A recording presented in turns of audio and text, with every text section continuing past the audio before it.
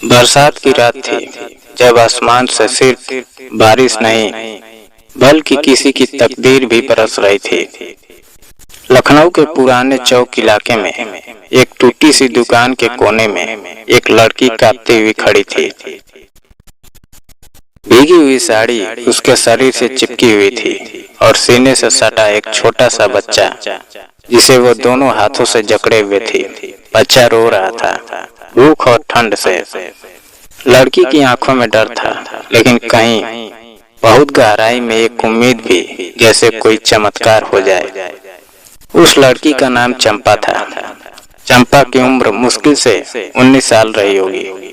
उसका चेहरा थकान से भरा था, लेकिन आंखें जिंदा थी। वो लावारिस नहीं थी, पर हालात ने उसे ऐसा बना दिया था। पति ने उसे दहेज के नाम पर मार पीट कर घर से निकाल दिया था और मायके वालों ने समाज में बदनामी के डर से उसे अपनाने से मना कर दिया। पिछले 2 दिन से उसने कुछ खाया नहीं था। बच्चा भी दूध के लिए तरस रहा था।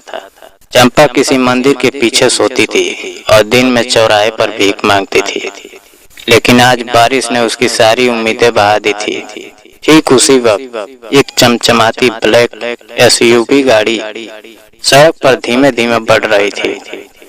अंदर बैठा आदमी था राहुल कपूर। राहुल एक करोड़पति बिजनेसमैन टाइकून था, लेकिन आज उसकी आंखें किसी डील के दस्तखत नहीं बल्कि कुछ और ढूंढ रही थी। वो बस यूं ही गाड़ी ड्राइव कर रहा था, सोचों में उलझा हुआ। तभी उसकी नजर सड़क किनारे खड़ी चंपा पर पड़ी। भीगती हुई लड़की, कांपता बच्चा और एक ऐसी मासूमियत जो शब्दों में बयान नहीं की जा सकती। गाड़ी अचानक रुकी। राहुल ने खिड़की खोली और धीरे स्वर में कहा, सुनो लड़की, इधर आओ। चंपा चौकी। एक अनजान आदमी। रात का वक्त, डर स्वाभाविक था, लेकिन आंखों में झलकती चिंता झूठी नहीं लग रही थी। डरो मत, बस इतनी बारिश में खड़ी क्यों हो? बच्चे को अंदर ले आओ। चंपा ने एक पल के लिए आंखें बंद की। डर और उम्मीद के बीच उसकी रूह कांपी, और फिर धीरे धीरे उसने लड़खड़ाते कदमों से गाड़ी का दरवाजा खोला और अंदर बैठ गई। गाड़ी एक बड़े बंगलों के सामने रुकी। बंगले का नाम था कपूर विला। दोस्तों, अगर ये कहानी आपके दिल को छूती है तो चैनल को सब्सक्राइब कर लीजिए और वीडियो को लाइक जरूर करें। आपका एक छोटा सा साथ हमारे रिश्ते को और गहरा बना देगा और हर नई कहानी सबसे पहले आपके दिल तक पहुंचेगी। चंपा को यकीन नहीं हो रहा था। संगमरमर की सीढ़ियां, झूमर, दीवारों पर लगे महंगे पेंटिंग्स और वो नरम बिस्तर जिस पर वो आज तक सिर्फ सपना देखती आई थी। यहाँ कुछ देर आराम कर लो, तुम्हें और तुम्हारे बच्चे को ठंड लग रही है, राहुल ने कहा और फिर नौकरानी को बुलाकर खाना और सूखे कपड़े लाने को कहा। रात भर चंपा सो नहीं पाई। कई बार बच्चे को देखकर डर गई, कहीं यह सपना तो नहीं। अगली सुबह सूरज की किरणें खिड़की से छनकर बिस्तर पर आ रही थी। चंपा ने आंखें खोली। बच्चा मुस्कुरा रहा था और उसके हाथ में एक नया खिलौना था। शायद जिंदगी में पहली बार कैसी हो।